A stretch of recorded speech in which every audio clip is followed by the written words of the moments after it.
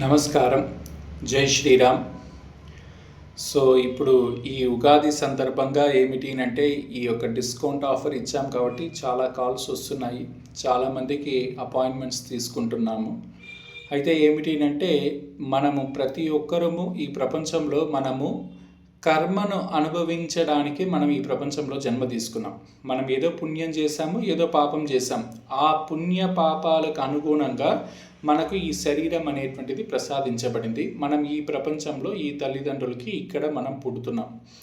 So ఆ యొక్క పుణ్యాన్ని పాపాన్ని అనుభవించడం కోసమే మనం ఇక్కడ పుట్టాం. కాబట్టి మనం అందరం కూడా ఏమిటి అంటే బద్ధజీవులం. అంటే కష్టాన్ని సుఖాన్ని అన్నీ అనుభవించడానికే ఈ మానవ జన్మ.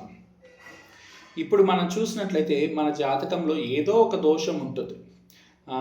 ఏదో ఒక కలత్ర దోషం ఉండొచ్చు, రాహుకేతు దోషం ఉండొచ్చు, ఆరోగ్య సమస్యలు ఉండొచ్చు, లేదు మనకు ఉన్నటువంటి భూమికి సంబంధించినటువంటి దానికి ఉన్నటువంటి కోర్టు కేసులు ఉండొచ్చు, లేదు పిల్లవాడికి కొడుకుకి వివాహం అవ్వట్లేదు, అమ్మాయికి వివాహం అవ్వట్లేదు, వివాహము ప్రేమ వివాహం అవుతుందంటున్నా చేసుకుంటామంటున్నారు. ఇట్లా ఎన్నో రకాలైనటువంటి సమస్యలు ఉన్నాయి.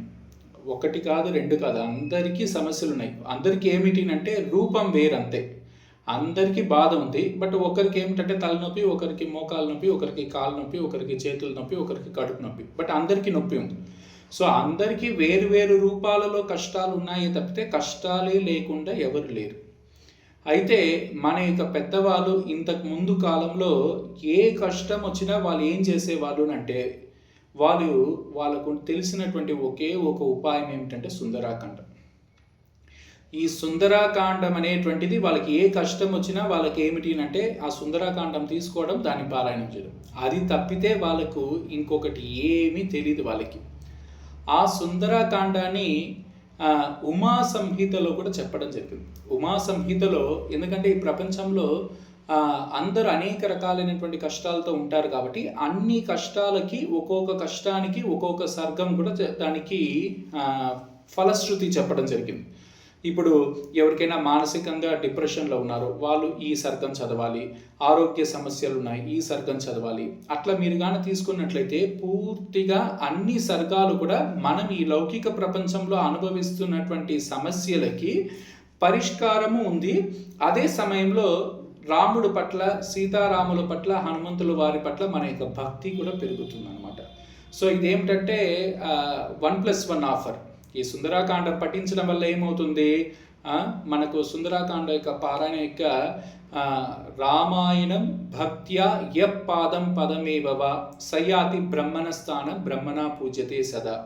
ఎవరైతే ఈ యొక్క రామాయణాన్ని పఠిస్తారో భక్తితో ఒక పాదం అంటే ఒక శ్లోకం పఠించినా కూడా, ఒక పాదం అని అంటే ఆ శ్లోకంలో ఒక సెంటెన్స్, ఒక చరణం పఠించినా కూడా బ్రహ్మణ పూజ్యతే సదా అంటే బ్రహ్మదేవుణ్ణి ఎట్లయితే గౌరవిస్తారో ఆ విధంగా గౌరవం అతను పొందుతాడని చెప్పడం జరిగింది. సో ఈ యొక్క రామాయణానికి అంత శక్తి ఉందన్నమాట. సో ఇటువంటి రామాయణాన్ని ఏమిటి అంటే పారాయణం చేస్తే ఖచ్చితంగా మనకు ఈ లౌకికంగా ప్రస్తుతం మనం ఏదైతే సమస్యలు మనము అనుభవిస్తున్నామో వాటి నుంచి మనం బయటపడతామో, అదే సమయం మనకు సీతారాముల పట్ల మనకు ఒక ఆసక్తి, ఒక రుచి, ఒక భక్తి అనేటువంటిది కూడా కలుగుతుంది అన్నమాట. సో ఈ యొక్క సుందరాకాండ పారాయణాన్ని నేను వ్యక్తిగతంగా దీన్ని పారాయణం చేసి చూశాను. నాకు మానసిక ఒత్తిడి ఉన్నటువంటి సమయాలలో ఏమి చేయాలా, ఎట్లా చేయాలి, ఎట్లా మనం ఈ పరిస్థితి నుంచి బయటపడాలి అనేటువంటి ఒక సందర్భాలలో నేను సుందరాకాండ పారాయణం చేసినప్పుడు నాకు ఎంతో రిలీఫ్, ఎంతో ఉపశమనం వచ్చింది. సో కాబట్టి ఏమిటి అంటే అది సుందరాకాండం అనేటువంటిది మీరు గాన చూసినట్లయితే అన్ని కాండాలలో కల్లా కూడా ఇది సుందరాకాండం అని చెప్పి పిలువబడింది. అంటే కిష్కింధాకాండం, అయోధ్యాకాండం, యుద్ధకాండం అని చెప్పబడిన సుందరాకాండం అని ఎందుకు చెప్పబడింది? ఆ కాండాన్ని ఎవరైతే పఠిస్తారో వాళ్ళ జీవితం సుందరం అవుతుంది. అంటే ఎట్లయితే సీతాదేవికి ఒక నిరాశ, అంటే ఒక నిస్సహాయమైనటువంటి ఒక స్థితి, హోప్లెస్ అంటాం.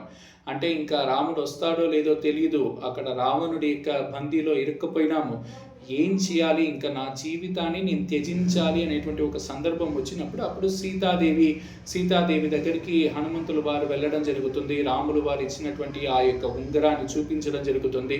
అప్పుడు సీతాదేవికి ఆశ్వాసం వస్తుంది.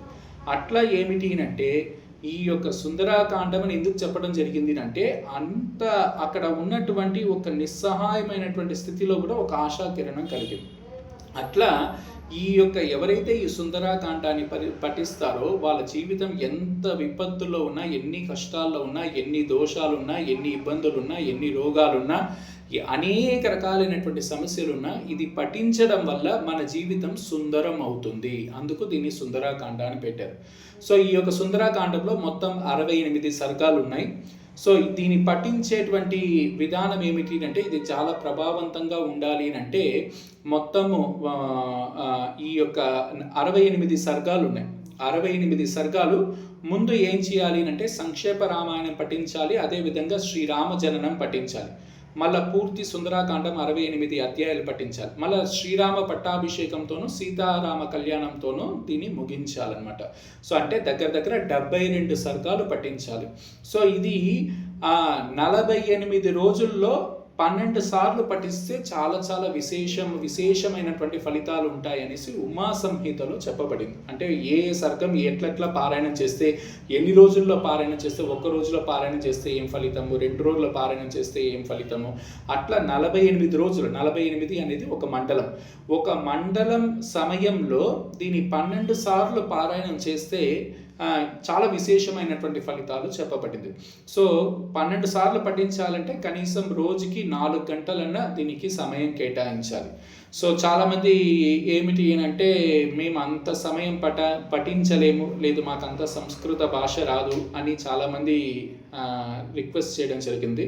కాబట్టి ఏమిటంటే ఇది ఒక అందరికీ చెప్పాలి అంటే అందరికీ ఒక ఉపకారం, అందరికీ ఒక క్షేమం కలగాలి అనేటువంటి ఉద్దేశంతో నేను ఈ శ్రీరామ నవమి నుంచి 48 రోజుల పాటు ఈ సుందరాకాండాన్ని 12 సార్లు పఠించాలి అనేటువంటి ఒక సంకల్పాన్ని నేను చేశాను. బట్ ఈ సంకల్పం ఏమిటి అంటే దీంట్లో ఇది నేను చేసేది ముఖ్యంగా ఏమిటి అంటే ఒక సేవా భావనతోనే నేను చేస్తున్నాను. దీంట్లో ఏమిటి అంటే నేను ఎవరైతే నాకు ఈ జ్యోతిషం ద్వారా నాతో సంబంధం అయి ఉన్నారో అటువంటి వాళ్ళు కేవలం దాంట్లో 108 పేర్లు మాత్రమే నేను తీసుకుంటాను. 108 పేర్లు తీసుకొని వాళ్ళని మొదటి రోజు అంటే శ్రీరామ నవమి రోజు ఏం చేస్తాను అంటే వాళ్ళ పేర్లు అన్నింటినీ కూడా సంకల్పంలో వాళ్ళ పేర్లు చెప్పి నేను ఏం చేస్తాను అంటే సంకల్పం చేస్తాను. అంటే వాళ్ళందరి తరపున నేను కూర్చొని దీన్ని శ్రద్ధ భక్తులతో నేను పఠించాలి అనేటువంటి ఆ ఒక్క సేవ మాత్రం నేను తీసుకొని ఈ 108 మందికి ఎన్నెన్నో రకరకాలైన సమస్యలు ఉండొచ్చు. అన్ని రకాలైనటువంటి సమస్యలు కూడా ఇది ఒక 48 రోజులు చేయడం వల్ల ఖచ్చితంగా వాళ్ళకు ఒక మార్పు, ఒక ఆశాకిరణము, వాళ్ళకు ఉన్నటువంటి సమస్యకు ఒక పరిష్కారము, ఒక దారి అనేది ఖచ్చితంగా దొరుకుతుంది. అది నా మీద నా శక్తితో నేను చెప్పట్లేదు. సుందరాకాండానికి ఉన్నటువంటి బలం, సుందరాకాండానికి ఉన్నటువంటి శక్తి. సో ఇది నేను 48 రోజులు చేయాలనుకుంటున్నాను. కాబట్టి శ్రీరామనవమితో ప్రారంభించి శ్రీరామనవమి అనేది ఈ 20 అంటే ఇప్పుడు 19 వచ్చి ఉగాది అంటే 9వ రోజు. 19 అంటే 19, 20, 21, 22, 23, 24, 25, 26, 27. 27న ప్రారంభించి అది మే 13 వరకు పోతుంది అనుకుంటా. సో ప్రతిరోజు దీన్ని పారాయణం చేయాలి అని నేను అది ఒక సేవలాగా చేయాలనుకుంటున్నాను.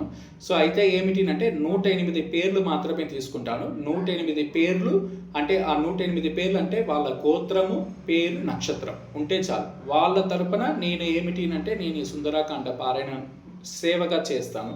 సో దీనికి ఏమిటి అంటే ఒక్కరోజు 10 రూపాయలు, ఒకరోజు 10 రూపాయలు అనేటువంటి ఒక సంభావన కింద 48 రోజులకి 480 రూపాయలు. సో అట్లా ఏమిటి అంటే ఎందుకునంటే ఇది కూడా నేను ఎందుకు తీసుకుంటున్నానంటే నేను ఒక కుటుంబంలో ఉన్నాను, నేను ఒక ఇంట్లో ఉన్నాను. దీనికి మెయింటెనెన్స్ కింద నేను తీసుకుంటున్నాను తప్పితే నాకు ఇంకా వేరే ఏ లాభం సంపాదించాలి, డబ్బు సంపాదించాలనేటువంటి ఉద్దేశం కాదు. ఇది ఒక సేవ కింద నేను ఆ విధంగా శ్రీరామచంద్రుల వారి యొక్క కృపకు నేను కూడా పాత్రులు అవుతాను. హనుమంతుల వారు, సీతాదేవి యొక్క కృప కృపకి నేను కూడా పాత్రను అవుతాను. సో ఆ విధంగా ఇది నేను చేయాలని సంకల్పించాను. దీంట్లో కేవలం 108 పేర్లు మాత్రమే తీసుకోబడుతుంది. 108 పేర్లు పైగా ఎవరిని కూడా నేను ఇంకా తీసుకోను. ఎందుకంటే 108 అనేది చాలా విశేషమైనటువంటి సంఖ్య. అది ఒక మ్యాజిక్ నంబర్ మన యొక్క సనాతన ధర్మంలో. 108 ఉపనిషత్తులు ఉన్నాయి. 108 అనేది చాలా చాలా విశేషమైనది. కాబట్టి 108 మంది మాత్రమే తీసుకుంటాను. సో ఆ 108 మందికి ఏమిటంటే ఒక్కొక్కరికి $480 ఇస్తే చాలు. వాళ్ళు ఈ యొక్క సంకల్పంలో వాళ్ళ పేరు అనేటువంటిది మొదటి రోజున వాళ్ళ పేరు మీద సంకల్పం చేయబడుతుంది. తర్వాత ఇంకొకటి ఏంటి అంటే, నేను ఎప్పుడెప్పుడైతే దీన్ని పారాయణం చేస్తానో నేను లైవ్లో వస్తాను. లైవ్లో నేను యూట్యూబ్లో లైవ్లో వచ్చి నేను పారాయణం చేస్తూ ఉంటాను. సో నేనేంటి అంటే మీకు కనపడతాను, ఎప్పుడెప్పుడు చేస్తాను అనేది కూడా టైమింగ్స్ వేస్తాను. సో నేను పారాయణము చేస్తాను.